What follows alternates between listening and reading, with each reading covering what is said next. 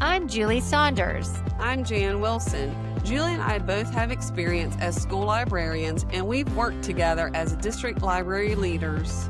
In each episode, we'll dive into our profession with interviews and meaningful content to inspire you.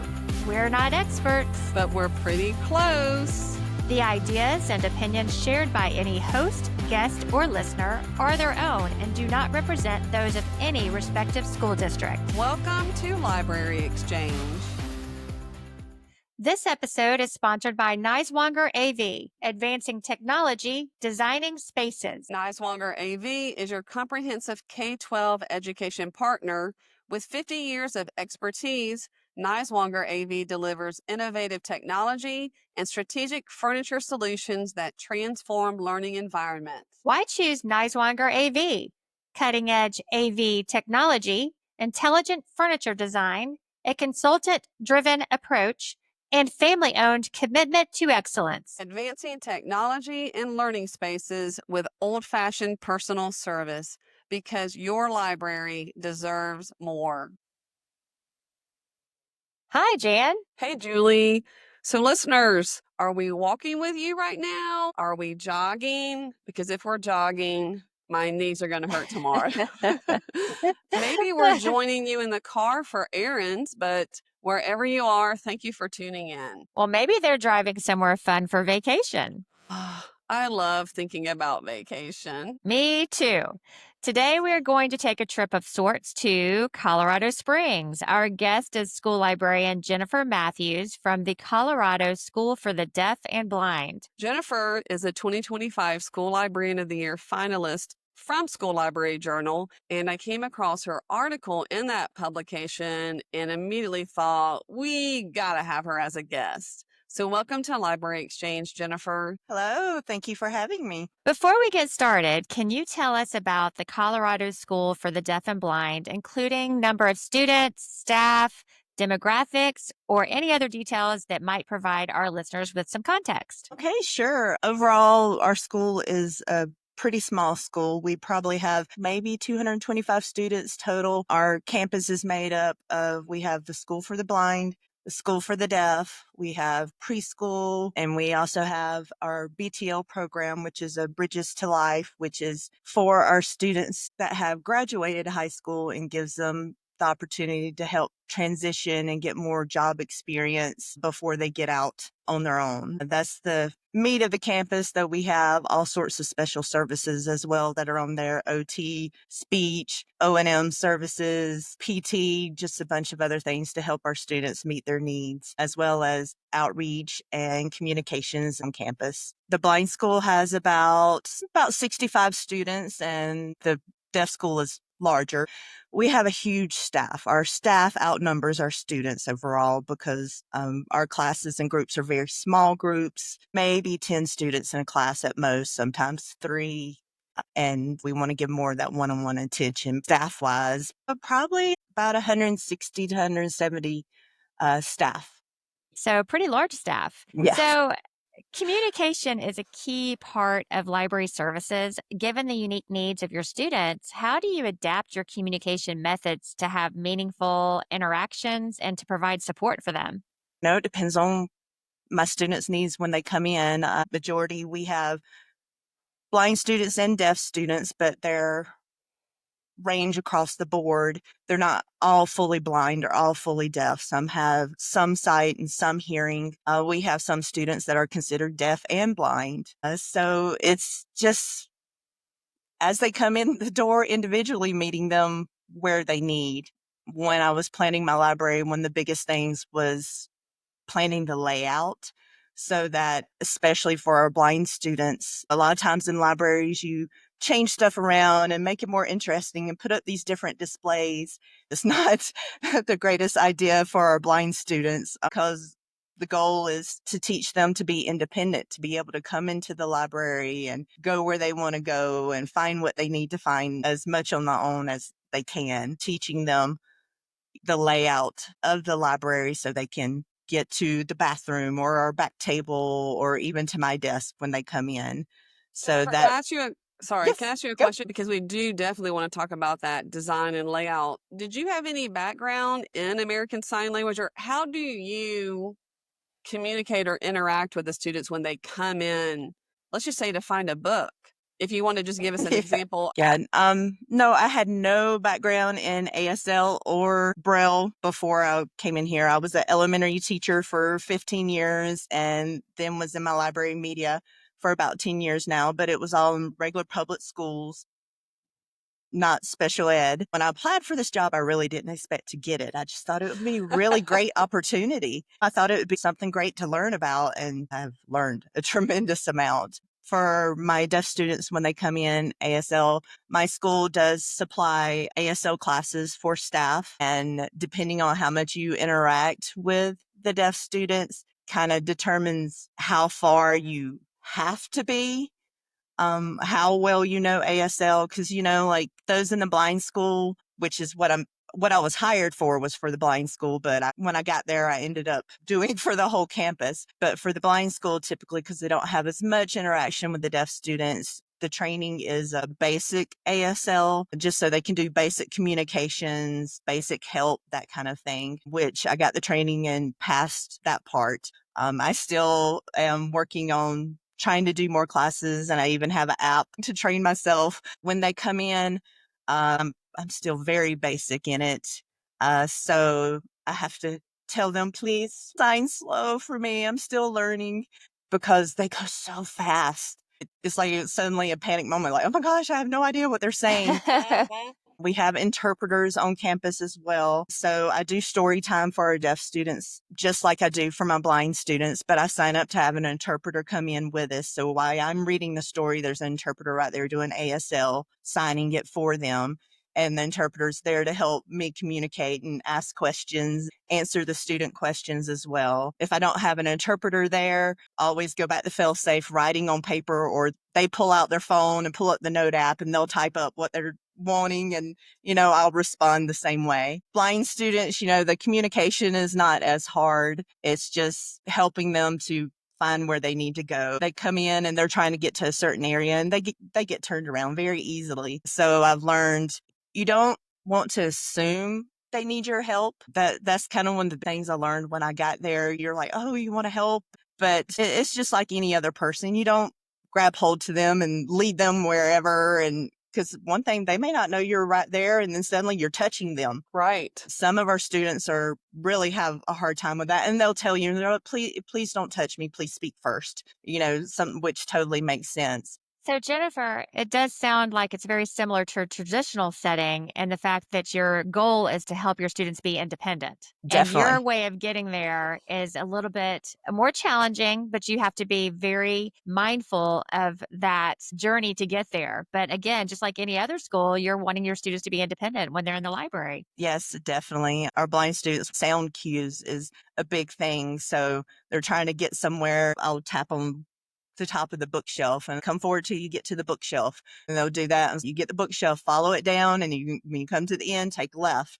That will get you to where you need to go. When I first started to do sound cues, you're like, you turn to your right, and you're talking about your right, but it's their left. It's kind of second nature now to actually flip it the correct way most of the time. But yeah, you just feel so bad. You're like, oh, sorry, I sent you the wrong way. And they just laugh at you.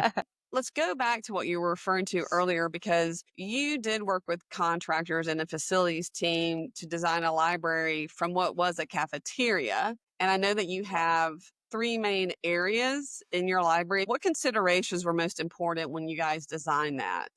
Key thing was easy layouts, enough wide spaces, because we do have students that are in wheelchairs, and then we have our blind students that are using their cane. So going, maneuvering back and forth to help them. So to have enough ample space between shelves, things not so packed in together, and then making sure the paths were easy and straight layout. Like one of the things was wanting to make sure the main door they come in, that it's mostly a straight path through most of the library for them to get to where they want to go. The big building is just mainly my library, but we do have one room off to the side, which is where our assistant tech teacher does her classes. So it's also helping them to get to her class easily, as well as everywhere else in the library. When we were planning it, doing that straight path. I wanted to have a seating area, comfy seating area, couch, trying to plan definitely the best way to have it so it's not in the pathway, but doesn't mess up with the layout of the books. We have some smaller little end tables that are almost half the size of the couch. So had that set up beside them. And then I learned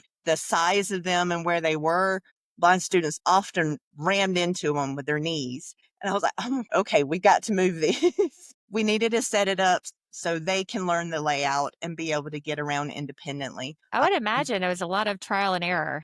Oh, yes, most definitely. Especially the seating area was the biggest issue. Once, we got in, got the bookshelves set up and things, those don't move. So that was a nice area. So one of the goals was along the outside walls to make sure that's where most of my resources for my blind students are. I have the braille and large print and audio all along that outside wall so they can easily follow along and get to it, as well as, the braille labels on there. The main center is our picture books for our kids, our smaller shelves and things for the lower ones. And at the back are fiction, nonfiction print books for my deaf students. And that's the main layout. And we have some makerspace stuff on the side, which one of the key things on that was also trying to make sure good tactile features and things that my blind students could use and make use of as well, not just for my deaf students. I'm thinking, like, in addition to the layout, it sounds like you have a pretty practical layout for the type of students you're serving. But what about finding reading materials and selecting reading materials that align with your students' interests? Because that's also very important.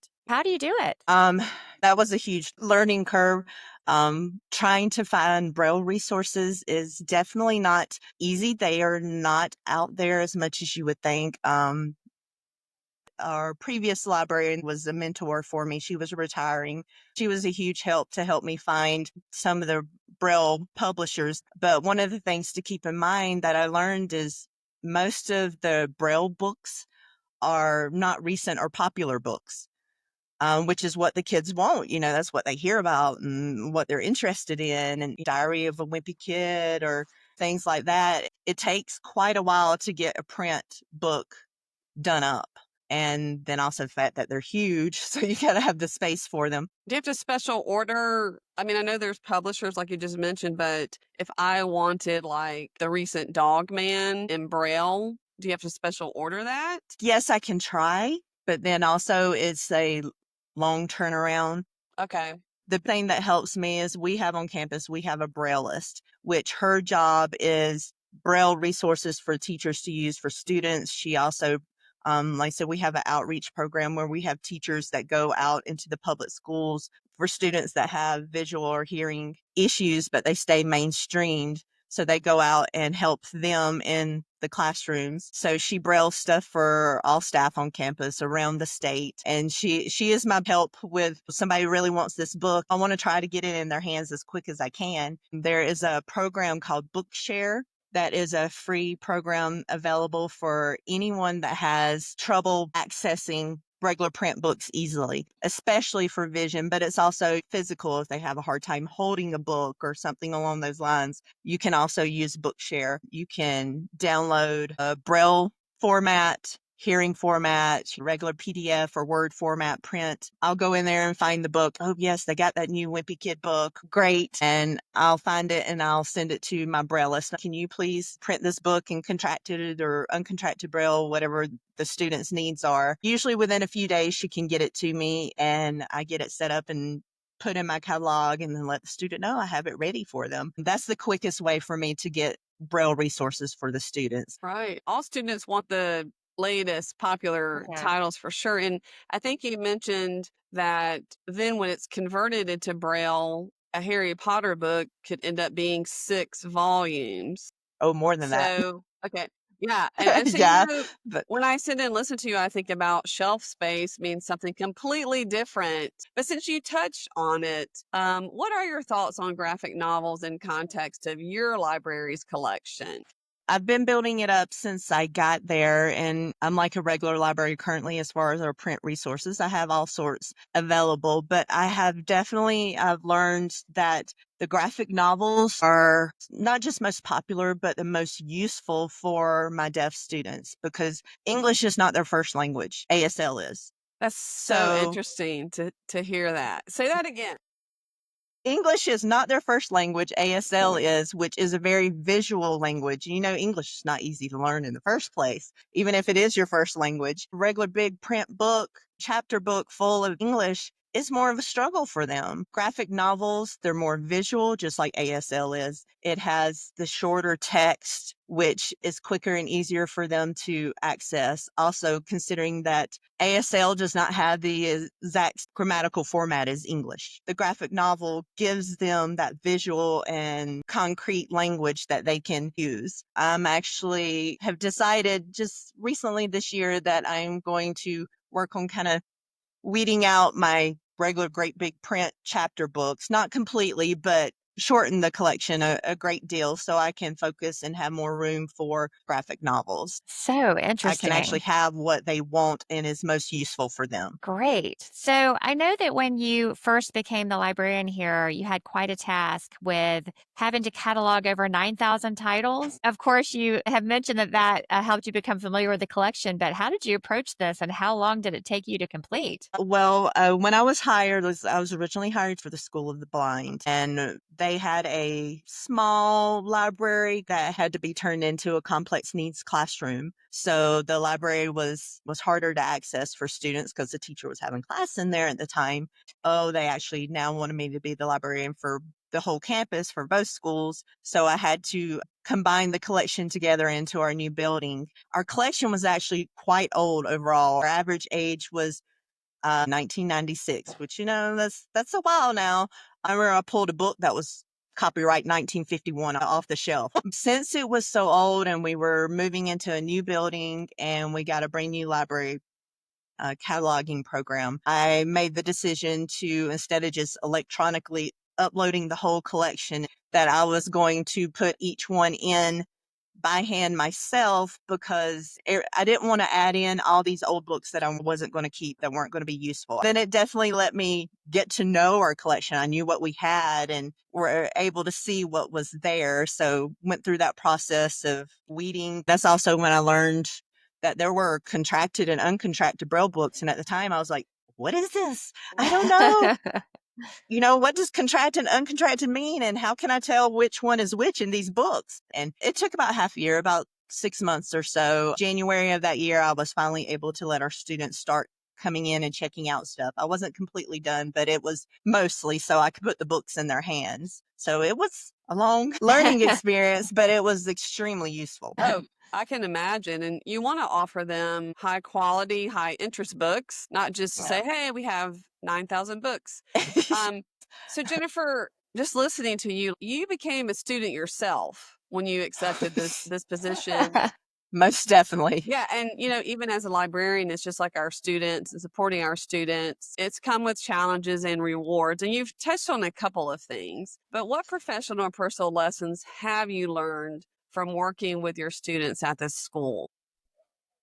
Focusing on just maybe what I've learned from the students themselves instead of just, you know, my learning Braille and learning ASL. The most important thing to me, I think I've learned is really just how amazing my students are.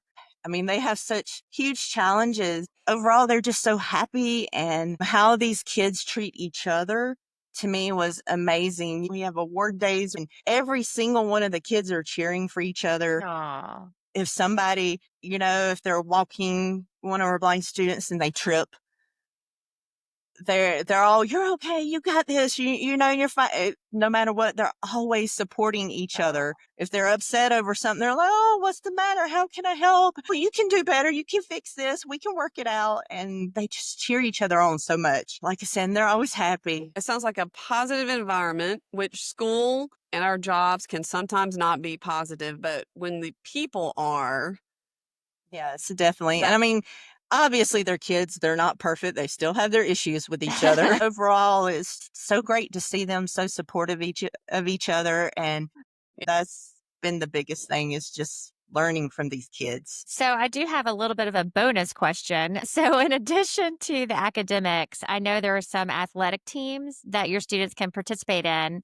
and one of those is called goal ball. Would you share a little bit about what that is? Certainly. Goalball is really the main sport we have on campus for our blind students. We have all sorts on campus. We have Special Olympics bowling as well. Typically, the majority of them our deaf students can do. Goalball is for our blind students, and I kind of describe it as almost a cross between, I guess, kind of easy saying a form of soccer slash volleyball. It's done on, a gym court floor, basketball court floor. And each end it is set up. There's a soccer ball nets at the end of each one. And there's typically 3 students from each team set up in front of each one. And they're on their knees. We have tactile tape that's down there to help them find their place. And all the students are blindfolded. They have goggles that are completely blacked out. And the point of that is because we have some students that do have some vision and some students that don't have any vision.